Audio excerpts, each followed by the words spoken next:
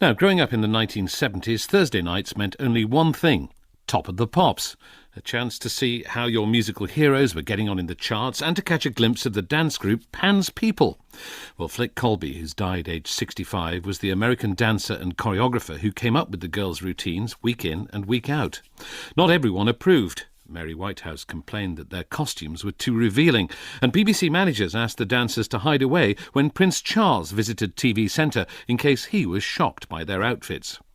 Flick Colby was born Felicity Colby in upstate New York. She moved to England with her husband in the 1960s, keen to experience swinging London. At a dance class, she met Dee Dee, Ruth, Louise, Andrea and Babs, and they decided to form a group. In a moment, we'll hear from Babs, but first, here's Flick herself. We were 6 girls who wanted to work together. 6 women who wanted to be liberated and run our own lives. She was a very, very beautiful woman. Long blonde hair, a wonderful smile. Because of her dancing, she had quite an athletic figure. Going to an audition is pretty degrading. I mean, just standing there like a meat market. And also what we were trying to do was avoid auditioning, because we were saying, this is it, take it or leave it. Ian Gittins wrote a book on the history of Top of the Pops.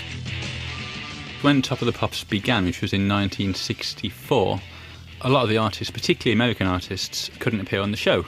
And if, for example, Elvis Presley was number 1 in the charts, this was way before the days of videotape, so they had to have something visual to play alongside the music to fill the gap. And they hit upon the idea of having a dance troupe. Come along, baby, whole lot of sugar going on. Johnny Stewart invited us onto the programme, and we danced to an Elvis Presley routine, which was very, very fast.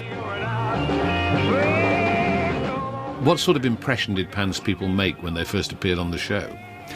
Well, they made quite a spectacular impression, because Flick Colby was originally working as a go-go dancer in a club in Soho. And I think she imported some of the dress style and some of the dance moves from Soho straight onto the BBC screens. I think we were always aware that we were 6 sexy girls, and I certainly wouldn't deny it. We had a kind of innocence that made it possible for us to get away with that. We liked being 6 sexy girls, if you really want me to be honest. I mean, it was a heck of a lot of fun. Always with our number ones, Pan's People. Thank you. When I interviewed Noddy Holder, he said that in the 70s, everyone watched Top of the Pops. It was 15, 17 million people a week.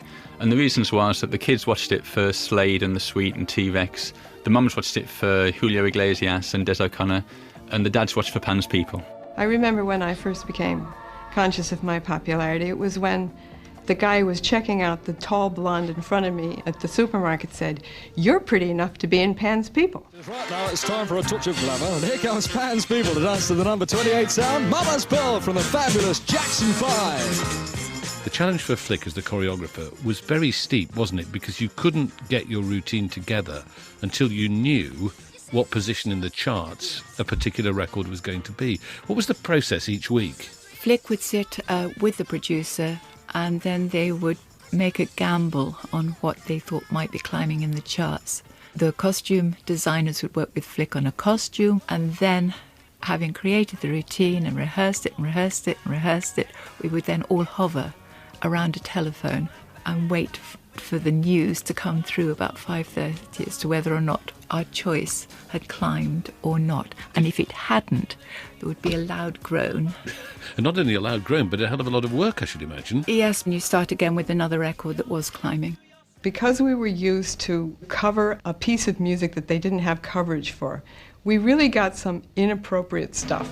The scene was rocking, all were digging the sound. And were there some routines that were a little bit silly, perhaps, a little bit on the cheesy side? Yes, and it's some of those that we tend to be remembered for. Such as? Monster Mash.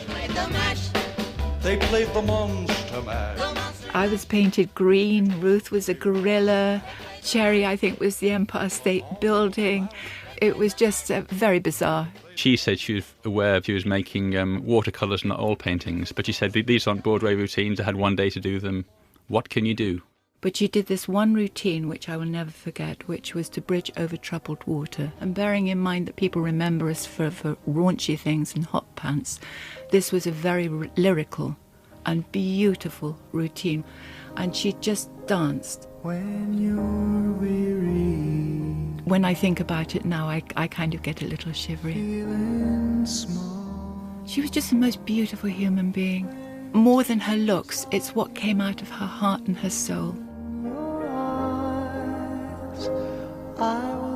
And I like to think, really, that through Flick's work, it opened doors. It made the public more aware. It brought dance to what it is, dare I say, today. Like a bridge over troubled water, I will lay me down. Like a bridge over troubled water, I will lay me down. Simon and Garfunkel, of course, and before that you heard Barbara Powell, better known as Babs from Pan's People, talking about Flick Colby, who's died aged 65.